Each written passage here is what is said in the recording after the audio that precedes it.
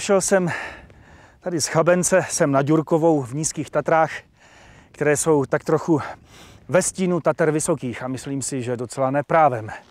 Národní park Nízké Tatry skýtá nejenom překrásnou, bohatou přírodu, tradice, ale také možnosti turistického vyžití. No a hlavně je tady prostě krásně.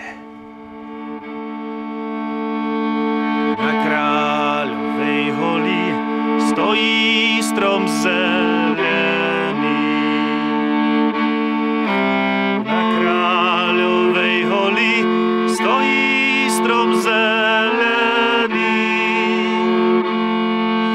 Vrch má naklonený, vrch má naklonený, vrch má naklonený do šumiackej zemi. Vrch má naklonený, vrch má naklonený, vrch má naklonený do šumiackej zemi.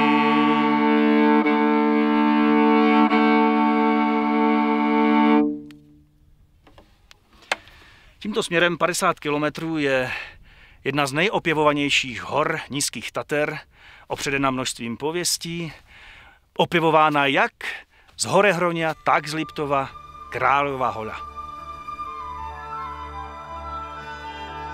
Národní park Nízké Tatry vznikl v roce 1978 k ochraně druhové pestrosti, flóry a fauny.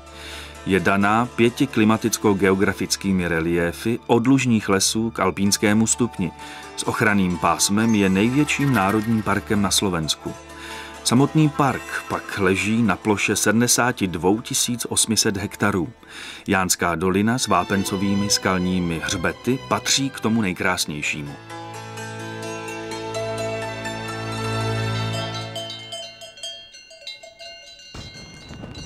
V 14. až 17. storočí začali k nám sem putovať z Ukrajiny Valasi, ktorí sem hnali svoje väčšie stáda dobytka oviec a tí putovali hlavne teda hrebeňmi Karpát a tam, kde teda sa nejakým spôsobom usídlili, tam postupne si tie svoje pasienky rozširovali tým spôsobom, že v začiatkoch klčovali kosodrevinu, tým, že teda vlastne vypílili ju, potom vypálili a vznikali tam pasienky. Neskôr, keďže tých pasienkov mali stále málo, tak rúbali postupne aj les, tú hornú hranicu a postupne ju znižovali a takto vlastne vznikli tie tzv. Hole.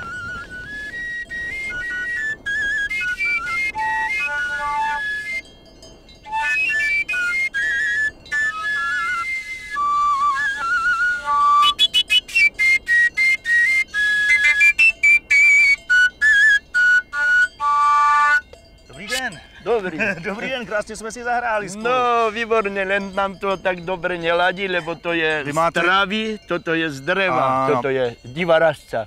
A z tohto si vyrežem a keď sa pokazí, odhodím, vyrežem druhú, lebo materiálu dosť. A je to zadarmo. Jasne, len treba vedieť pískať. A starý otec nebohie boli pastier, oni ma to naučili. A jak to jde? No, išlo to sprvu dobre a čím ďalej to ide horšie. Vlna stojí 6 korún kilo, za strihanie mi treba tá 30 korún. Jahňata stali 110 korún, živá váha, teraz stoja 50 korun a všetko nejako nám klesá. V tom případě vy musíte být hrozně velký romantik, když to ještě pořád keby ma tie ovečky netešili a tie zvonce nebavili, tak to praštím a odídem hnedka dať za tú horu. Tam za tú horu. A tak deň za dňom, život s časom plynie, všetko sa pomíne. Len šumiacká pieseň nikdy nezahynie. Znáte nějakou šumiackou? A tam znám, ale tak neznám, či môžem aj zaspievať. Jasně, že jo, zaspívejte. Na Kráľovej holi bystrá voda šuští. Povedala milá, povedala milá, že ma neopustí. Tie Tatry nízke dneska sú už národným parkom, hej? A určite by nemali sa pásť ovce v miestach, kde teda chceme, aby tá príroda bola ponechaná sama na sebe.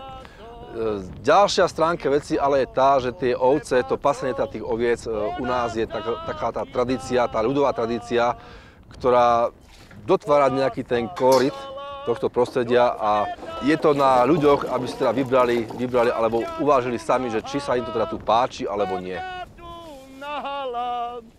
A mňa tu nahala pri ovcách samoho.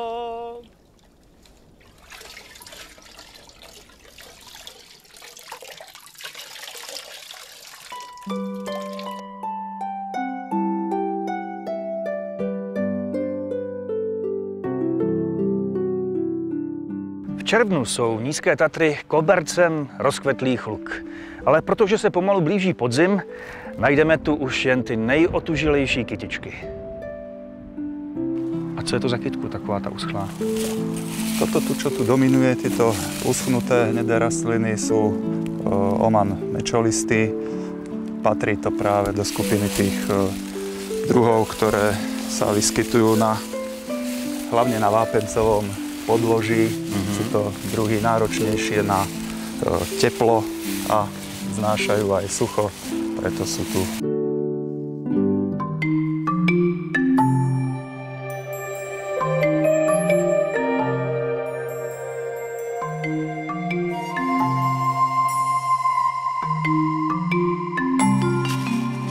Pane doktore, která kytička tady u vás v parku je taková nejvzácnější?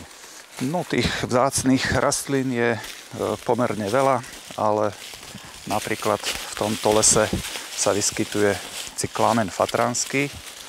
Cyklámen fatranský je vlastne endemiton Veľkej Fatry a starohorských vrchov. Zaujímavosťou vo vývoji tejto rastliny je to, že jeden rok kvitne, ale jeho plody budú zrelé až ďalší rok.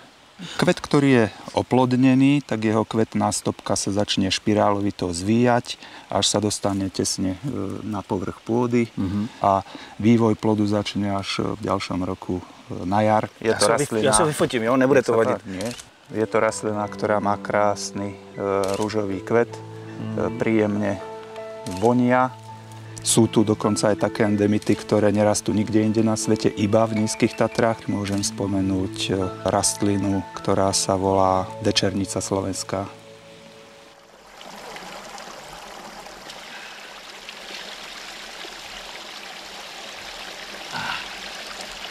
Super. Tadyhle na mě kouká žába, no to je bomba. Flóra Národného parku Nízke Tatry patrí k najbohatším v rámci celého územia Slovenska. Preto podhorské a horské pásmo je takým charakteristickým spoločenstvom les, ktorý tu vidíme všade okolo nás. V nižších polohách prevládajú listnaté a zmiešané lesy, kde v drevinovom poschodí prevládajú buky, alebo javor horský, alebo jedľa, alebo aj smrek sa v trúse nevyskytuje. V tom vyššom horskom pásme už zmiešané lesy prechádzajú do čistých smrečín, ale prirodzeného charakteru. Tam v tom drevinovom poschodí dominuje smrek, z drevín ešte aj jarabina vtáčia. Ďalej smerom výškovým už je to subalpínske pásmo, kde úplne dominujú porasty kosudrevín.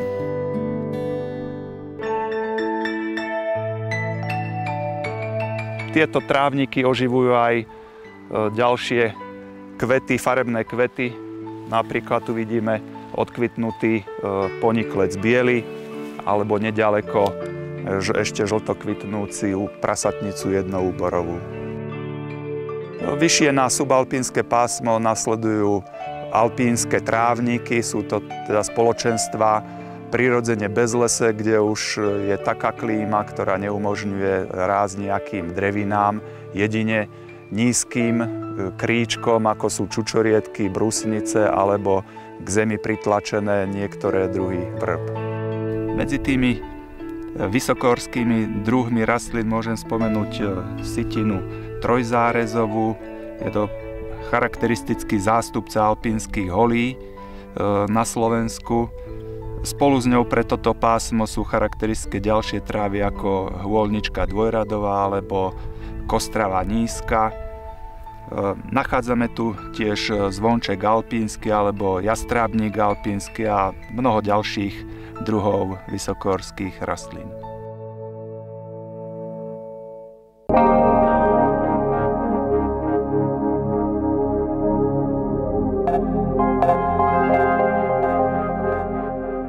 Tak nevím, na jedné straně bych setkání s medvědem docela oželel, na druhé straně bych ho hrozně chtěl potkat. Možná se mi to tady v Nízkých Tatrách podaří. Populácia medveďa hnedého určite v Nízkych Tatrách je najvyššia na Slovensku. Ale nie je to tak, že by bol celkom bežný. Väčšina turistov sa s ním ani pri svých turistických návštevách nestretne. Aj keď sú oblasti Demenovskej doliny, kde niektoré jedince nachádzajú ľahký spôsob obživy a živia sa na odpadkoch z tých rekreačných zariadení. Pre Nízke Tatry sú charakteristické všetky veľké šelmy, ktoré v ostatných častiach napríklad Európy už vyhynuli a v Nízkych Tatrách dosahujú najväčšej populačnej hustoty. Je to medveď hnedý, vlk dravý, rys ostrovit a tiež v tej nižších polohách aj mačka divá.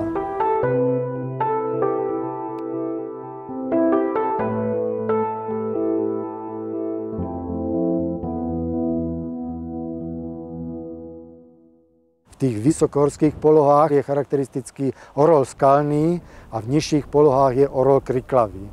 Orol skalný tu dosahuje najvyššiu početnosť v rámci pohorí na Slovensku. Každoročne evidujeme 12 až 14 hniezdnych párov. Hlavnou potravou orla skalného v blízkosti Kráľovej hory je svišť vrchovský. Vo východnej časti Národného parku Nízke Tatry na lokalite Kráľová hola sa vyskytuje populácia svišťa vrchovského tatranského. Sme v centre jednej svištej rodiny, ktorá číta asi 12 jedincov. No bohužiaľ, náhle ochladenie a pokles teplot zapríčinuje to, že sa znížila aktivita svišťov, ktorí sa momentálne nachádzajú v predhibernačnom období. To znamená, že o 2 týždne už nastane u nich klasický zimný spánok.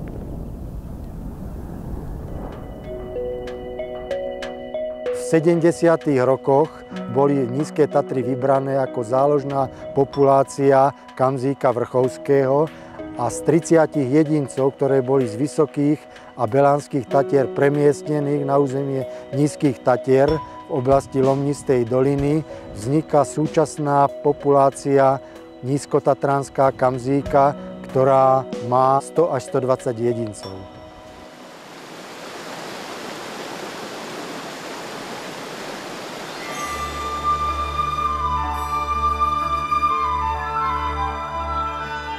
Stavaj, Jano, hore, na baňu klopajú, ak neskoro prídeš, fárat ti nedajú.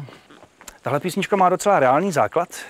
Jsme totiž ve Španěj dolině a tady na tu baňu se opravdu klopalo, aby havíři věděli, kde mají jít na šichtu. A hned tady máme jednu z těch baní. Táto štvoľňa prepájala niekoľko šacht, ktoré tu boli v okolí. Slúžila na zásobovanie baníkov a tadeto vchádzali po rannej modlitbe. Hutman ich rozdelil do skupín a oni postupne vchádzali do baniach po dvojiciach, aby mohli fárať. Je to zvláštní, abych čekal tady v horách takovou nějakou horskou vesnici dřevěnou, chudobnou. A tady zděné domy, náměstí, krásný kostel výstavní, skoro městský. Celé to tady působí spíš jako město. Ti baníci se asi měli docela dobře. Pôsobí to takým domom, stávali z čoho mohli, takže používali hodne kameň a bolo to poznačené takou nemeckou kolonizáciou, čiže ten nemecký štýl tu cíti zo všadiaľ. Tak jak dlouho ty baníci pracovali v té štole, jak dlouho tam byli? Totižto oni pracovali nie od svitu do mrku, ale keďže mali takú inštanciu ako cech, vydobili si, že budú mať 8-hodinovú pracovnú dobu a to teda podľa našich poznatkov bol vlastne najkratší pracovný čas v tej dobe vôbec na svete. Mali iné vymoženosti, napríklad oni tu mali postarané o doktora, mali tu ďalšiu sociálnu vymoženosť, trebárs vdovský dôchodok. Keď napríklad baníková žena prišla o muža, živiteľa rodiny, tak dostávala dôchodok z tejto pokladnice. Toto remeslo nebolo hodzaké remeslo. To boli hrdí ľudia, ktorí si vážili svoju prácu a delilo sa z generáciu na generáciu. A jak dlouho to tady vlastně fungovalo? Kdy odešli poslední baníci? No tak fungovalo toto mnoho storočí. Najväčší rozmach bol v takom 15. storočí. Stále tu bolo menej lesov, pretože vlastne to drevo sa používalo na výdrevu tých baní. Dokonca sa tvrdí, že ročne museli spotrebovať až 40 000 kmeňov na výdrevu tých baní. No a taktiež k zániku prispeli aj nové objavy v zámorí a tá meď sa už vlastne dala dovážať aj z Inia. Takže tady sa těžila hlavně měď. Presne tak, meď. Ale vedľajším produktom bolo striebro, to je zaujímavé. Mě by zajímalo, jak teda souvisí to městečko s Národním parkem. No, baníctvo, tak ako aj pasenie ovcí a valaštvo najviac poznačili tvár krajiny. Tu si môžeme všimnúť Starú banskú cestu. Je to v krkolomnom teréne, je to neskutočné, ale naozaj v takejto nadmorskej výške cez 1300 metrov aj vyššie sa ťažilo. No a súvislo to tá ťažba s tým, že baníci potrebovali na výdrevu svojich štvoľní hodne dreva a taktiež veľa dreva sa minulo na pálenie dreveného uhlia. A týmto vlastne sa menila skladba lesov. Mali sme už v roku 1565 prvý zákon, Maximiliánov lesný zákon, ktorý vlastne zachoval tieto lesy, pretože donútil ťažiarov znova vysádzať nové lesy.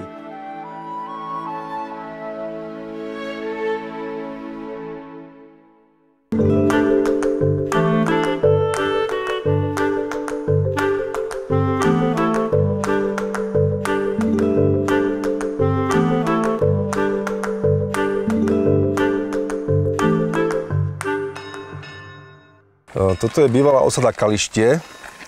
Je to pôvodne uhliarská osada. Vlastne to je národná kultúrna pamiatka, kde si teda pripomíname to, že táto osada bola v roku 1945 v marci vypálená fašistickými vojskami. Jaký je tvůj osobný vztah k tomu mestu? Ja som ako mladý človek pomáhal pri opravovaní týchto základov. A proč ta vesnice byla vypálena? Táto dedina, samozrejme ako vlastne všetky dediny v okolí podhorské, keď bolo Slovenské národné povstanie potlačené, tak sa vlastne partizáni a vojaci stiahli teda do hôr a obsadili práve takéto dedinky, takéto osady. No a potom, keď partizáni opustili dedinu, tak v rámci pomsty Nemci teda semka prišli a dedinu vypálili, nejakých ľudí tu povraždili. Vzadu bola partizánska nemocnica, kde boli nejakí maďarskí vojaci, ktorí boli chorí na tyfus, tak tých spálili zaživa a takéto rôzne veci tu robili.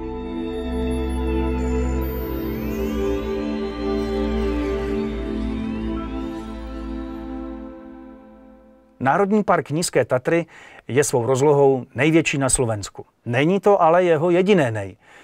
Na jeho území se nachází kvantum podzemních prostor, ze kterých například Demenouská jaskyňa je nejdelší slovenský jeskyní systém. Tohle ale Demenouská jeskyňa není. Je to jiná jeskyně, méně známá, pro mě ale daleko víc vychytanější.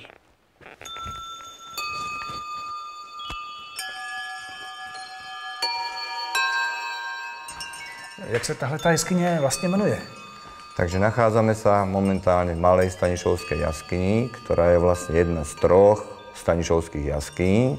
Okrem nej sa tu ešte nachádza Veľká Stanišovská jaskyňa a Nová Stanišovská jaskyňa. A ten žebřík, to je naše budúcí cesta.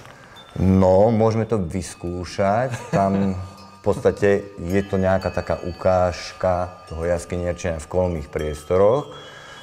Prechádzka jaskyňou je založená vlastne na tom, že sme chceli ľuďom ukázať nejak ten jaskyňársky život troška ináč, ako po tých železobetónových chodníkoch, nasvietení elektrikov, takže je to v podstate taká pozvánka jaskyniarov ukázať, ako vlastne v tých jaskyniach žijeme, pracujeme, ako sa zabávame. Tu u ohňa sme sa stretli pod Ohnišťom, Národnou prírodnou rezerváciou Ohnište, kvôli tomu, že čas nás pritlačil, preto tu pri tomto ohni by sme si povedali niečo o Jánskej doline, v ktorej sa momentálne nachádzame, a o tých jaskyniach, ktoré sú tiež tu v blízkom okolí. V Jánskej doline je množstvo jaskýň, len v masíve Krakovej hole je zhruba 100 jaskýň, ktoré sú však verejnosti neprístupné. Tieto jaskyne boli v minulosti využívané na úkryty, boli využívané aj ako peňazokazecké dielne, kde sa vyrábali falošné mince, ktorými sa potom platilo. A je tady i nějaká jako výzdoba? Samozrejme, ľudia si predstavujú pod výzdobou väčšinou kvaple, alebo teda krápníky. Áno. Tie boli v priebehu prvej polovičky minulého storočia aj vo Veľkej Stanišovskej, aj Malej Stanišovskej boli vlastne rabované, čiže vlastne boli vylamované tieto jaskyne. Materiál vlastne si objednávali kamenársky majstri, ktorí z toho vyrábali svietniky, popolníky a rôzne takéto dekoratívne predmety. Samozrejme, zachovala sa časť výzdoby, vlastne 2 najväčšie kvaple v jaskyni, ktoré zrejme boli dosť ťažké, preto vlastne zrejme ostali, no nedali sa vyniesť z jaskyne. Je predpoklad, že Demenovské jaskyne, alebo Demenovský jaskyný systém je prepojený s Jánskym jaskynným systémom.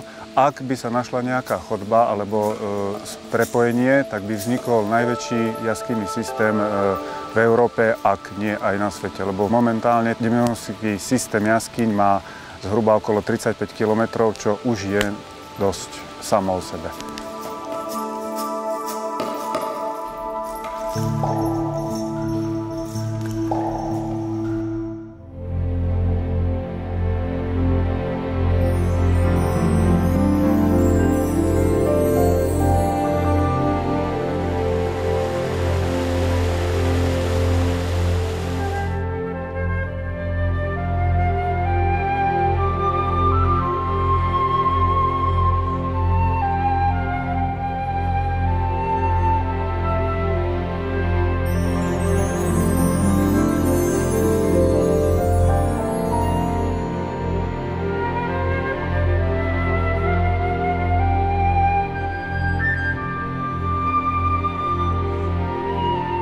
Pane řediteli, jak tady tak stojíme pod majestátním Dumbierem, doslova cítím tu sílu přírody. Je vůbec něco, co by mohlo ohrozit přírodu Národního parku Nízké Tatry? Myslím si, že nie, aj keď 80% výmery Národného parku tvoria lesy a tam je najťažšie sklbiť záujmy lesohospodárov so záujmami ochrany prírody, ale som presvedčený, že sa nám snaží s nimi nájsť spoločnú reč a jednoducho ochrániť tie lesné spoločenstvá.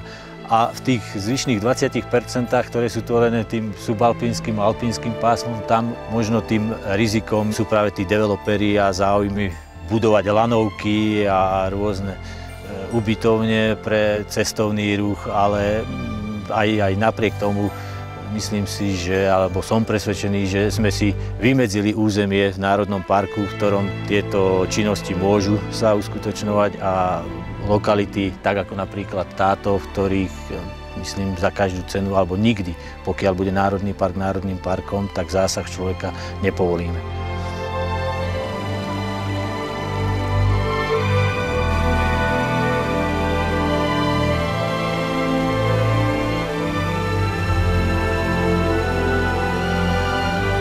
V úvodu jsem tak trochu srovnával Nízké Tatry s Vysokými. Ono se to srovnání vlastně nabízí. Jisté je, že sem do Nízkých Tater, aspoň mám ten pocit, ještě nedorazil takový ten turistický biznis. Takže mě je tady moc dobře.